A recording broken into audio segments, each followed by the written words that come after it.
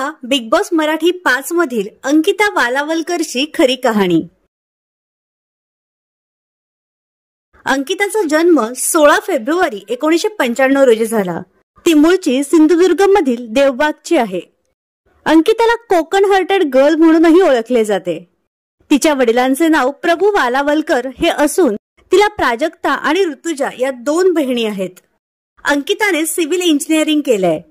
तिने कोकणातील बोलीभाषा, तिथलं घर, बाग, निसर्ग, सौंदर्य सोशल मीडियाच्या माध्यमातून समोर आणत आपला एक मोठा चाहता वर्ग निर्माण केला आहे। आणि आता ती एक सामाजिक कार्यकर्ता, व्यावसायिक महिला, शिक्षिका, अभिनेत्री, युट्यूबर अशा सर्वच भूमिका बजावत आहे। लवकरच खऱ्या आयुष्यात अंकिता लग्नबंधनात अडकणार आहे।